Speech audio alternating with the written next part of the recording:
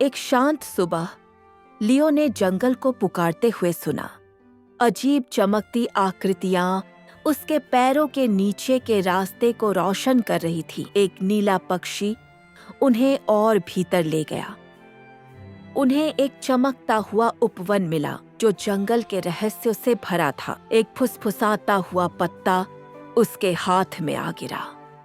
इसमें जंगल के अंदर छिपा हुआ एक द्वार दिखाया गया था। लियो को पता था कि यह तो बस शुरुआत थी।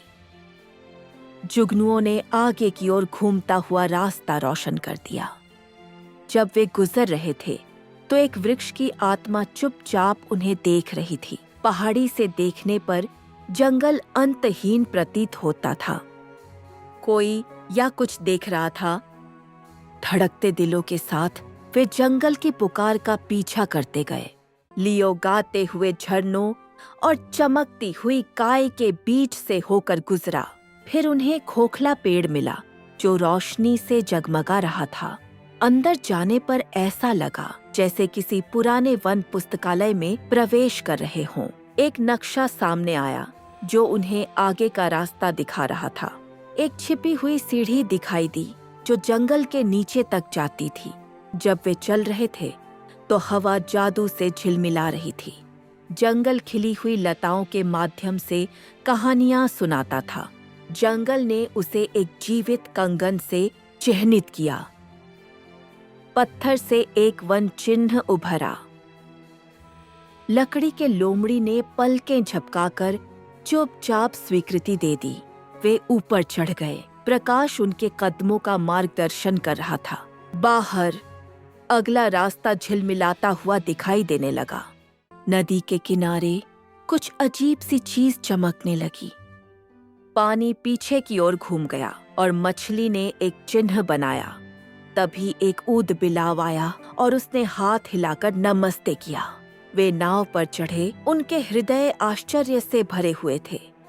नदी तारों में बदल गई, आकाश की तरह चमकने लगी। पानी ने जंगल का दिल दिखाया। वे पतंगे की रोशनी से चमकती जड़ों के नीचे तैर रहे थे। एक तैरते हुए क्रिस्टल ने उनकी यात्रा का अगला भाग दिखाया।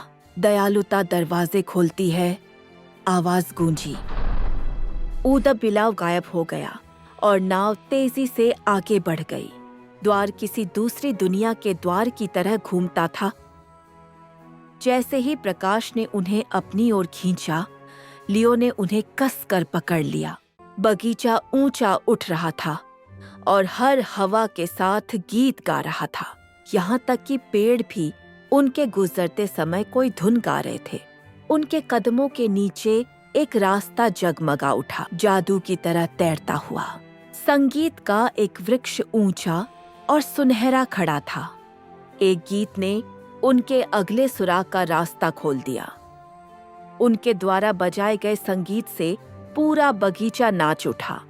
छोटी छोटी प्रकाश आत्माएं उन्हें गाते हुए फूल के पास ले गईं। फूल के अंदर उनका अगला रास्ता क्रिस्टल की तरह चमक रहा था। आकाश में संगीत से बना एक पुल। बगीचे ने अंतिम स्वर्णिम स्वर के साथ अलविदा गीत गाया। आगे बादलों में एक नया द्वीप इंतजार कर रहा था।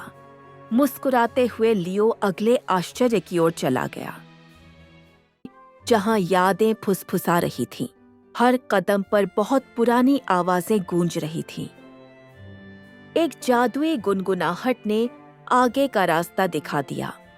द्वीप उन लोगों को याद करता है जो पहले आए थे। यहाँ तक कि रैकून की यादें भी हवा में नाच रही थीं। पंखुड़ियां नाचने लगी और एक नए आकाश द्वार का आकार लेने लगी। एक अजीब दयालु पक्षी उन्हें आगे का मार्गदर्शन करने आया। प्रत्येक नोट पर रास्ता दिखाने के लिए एक पत्थर जलाया गया था। गेट पर कई यादें ताजा हो गईं। प्रतिध्वनि ने अंतिम गीत के साथ उनका स्वागत किया। द्वीप फीका पड़ गया, लेकिन उसकी यादें एक बार फिर सुरक्षित हो गईं और उसके ठीक आगे अगला आश्चर्य इंतजार कर रहा था। यहाँ झरने आकाश की ओर नृत्य कर रहे थे। प्रकाश से बनी एक तितली ने उन्हें रास्ता दिखाया। नीचे नदियां बह रही थीं और मछलियां हवा में नाच रही थीं। प्रत्येक बुलबुला आसमान की स्मृति लेकर आया था। आकाश से आए एक गीत ने उनके अगले मार्ग का मार्ग खोल दिया। यहाँ तक कि व्हेल मछलियां भी आकाश में लोरियां गा रही थीं। प्रत्येक घंटी की झंकार ने आगे पुल का निर्माण किया। हवा के पंख लियू को वर्षा के वृक्ष तक ले गए। हर बारिश की बूंद को याद था कि वे कहाँ थे। एक बूंद आसमान से सुनहरा उपहार बन गई। उपहार ने हवा से बना एक द्वार खोल दिया और चारों ओर संगीत के साथ वह प्रकाश में आ गया। वे एक जंगल में प्रवेश कर गए जहां पेड़ों पर समय बीत रहा था। हर कदम पत्तों के नीचे घंटी की तरह बजता था। छोटे छोटे घड़ीनुमा पक्षियों ने पराग के निशानों से आकाश को जगमगा दिया। पेड़ ने उन्हें समय के माध्यम से नीचे लाते हुए और अधिक गहराई में जाने के लिए आमंत्रित किया। यहाँ तक कि फूल भी जंगल की लय के साथ हिलते थे। समय का वृक्ष अपनी नींद से जाग उठा। इसने उन्हें समय से ही विकसित एक उपहार दिया।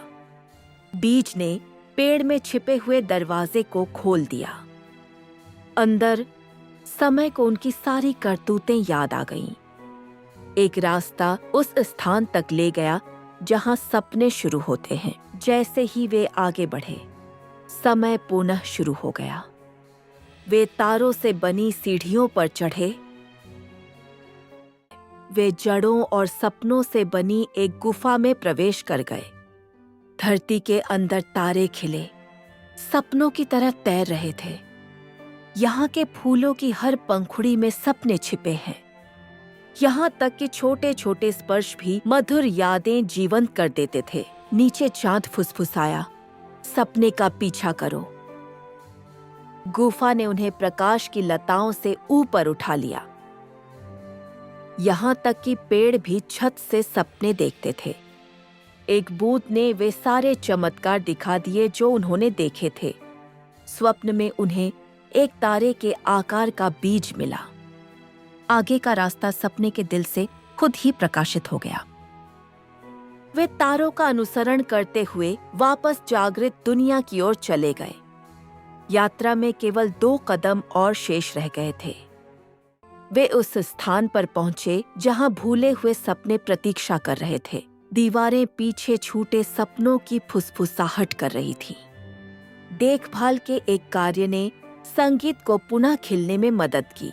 पुरानी कहानियां उन्हें भूली हुई हवाओं के पार ले गईं। लौ ने वहीं रुककर भूले हुए लोगों को रोशन करना चुना। भूले बिसरे लोग खुशी और गीत में जीवित हो उठे। कहानियों की एक सीढ़ी आसमान तक पहुंच गई।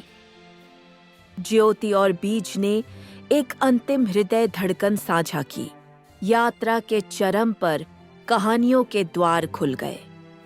अंतिम सत्य से पहले एक आखिरी कदम बाकी है। हवाएं धीरे से बोलीं, अब खोज का समय है।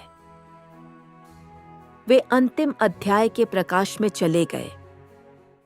वे जंगल के चमकते हृदय तक पहुंच चुके थे। इसकी जड़ें जंगल की हर कहानी को अपने भीतर समेटे हुए थीं। बीज घर था और जंगल को यह पता था। जंगल अपने संरक्षकों के स्वागत के लिए जीवंत हो उठा। यात्रा का आरंभ उसके अंत को आशीर्वाद देने के लिए लौट आया।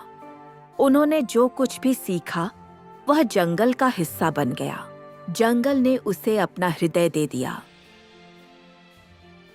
घर का रास्ता खुल गया, सुबह के वादे से भरा हुआ।